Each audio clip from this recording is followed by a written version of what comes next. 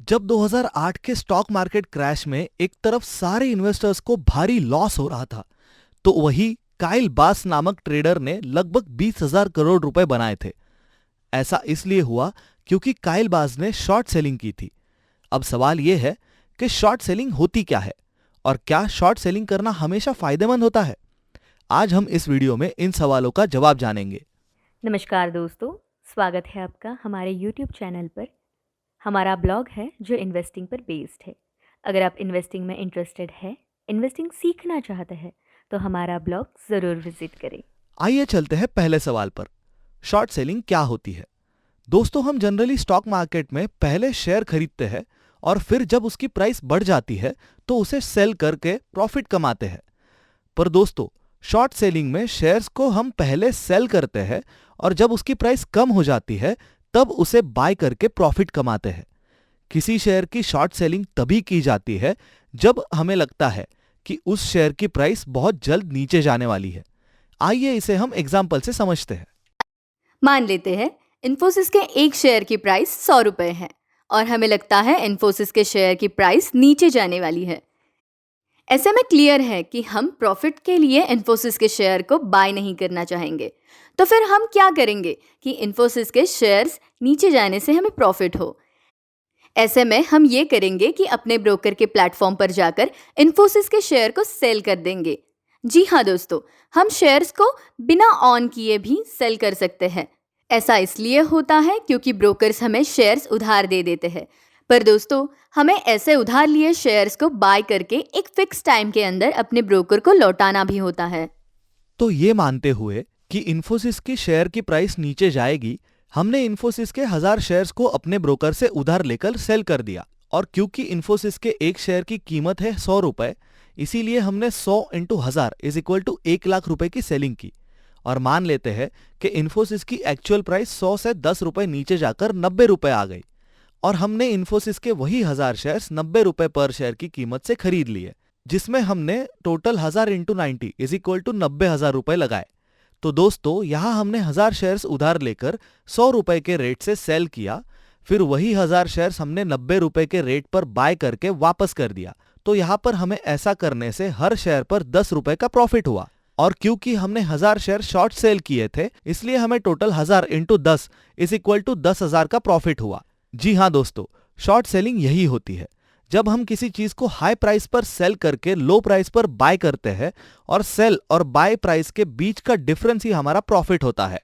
दोस्तों, ये ध्यान रखें कि शेयर्स में शॉर्ट सेलिंग जनरली इंट्राडे में ही होती है और थोड़ी लंबी शॉर्ट सेलिंग हम डेरिवेटिव्स में भी कर सकते हैं, पर लॉन्ग टर्म बेसिस पर शॉर्ट सेलिंग नहीं होती। आइए अब हम चलते हैं दूसरे सवाल पर। क्या शॉर्ट सेलिंग करना फायदेमंद होता है? इसका जवाब है बिल्कुल भी नहीं। और ज़्यादा शॉर्ट सेलिंग करना आपके वेल्थ के लिए बहुत डेंजरस हो सकता है।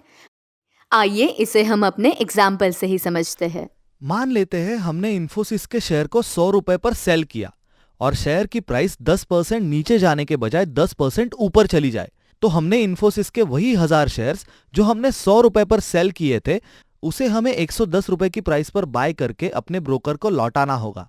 और इसमें हमें हर शेयर पर 10 रुपए का लॉस होगा और टोटल 1000 शेयर्स पर 10,000 का लॉस होगा। और अगर शेयर की प्राइस 110 की बजाय 120 रुपए चली जाए तो हमें हर शेयर पर 20 रुपए का लॉस होगा और टोटल 1000 शेयर्स पर हमें 20,000 रुपए का लॉस होगा। इसी तरह शॉर्ट सेलिंग में शेयर प्राइस हमारे सेल प्राइस से बढ़ती जाएगी और हमें ज्यादा से ज्यादा लॉस होता जाएगा, क्योंकि हमें शॉर्ट सेल किए हुए शेयर्स को बाय करके वापस ब्रोकर को देना होता है और हमारी मजबूरी होती है कि शॉर्ट सेल करने के बाद शेयर की जो प्राइस चल रही होती है, हमें उसी प्राइस पर शेयर को बाय करना पड़ता है। दोस्तों, जब हम शेयर को बाय करते हैं तो हम मैक्सिमम अपनी इन्वेस्टमेंट का 100% ही यूज़ कर सकते हैं, पर हमारा प्रॉफिट पोटेंशियल अनलिमिटेड होता है। पर जब हम शेयर की शॉर्ट सेलिंग करते हैं तो हमारा प्रॉफिट मैक्सिमम 100% ही हो सकता है और हमारा लॉस पोटेंशियल अनलिमिटेड होता है। एग्जाम्पल के लिए, अगर हम इन्फोसिस के एक शेयर को 100 रुपए पर बाय करें तो हमें मैक्सिमम लॉस 100 रुपए का ही हो सकता है जब इन्फोसिस के शेयर की प्राइस 0 हो जाए। पर जैसे ही शेयर की प्राइस 100 से ऊपर जाएगी, हमें प्रॉफिट होगा। शेयर की प्राइस 100 से 200, 300, 500, 5000 कितनी भी जा सकती है।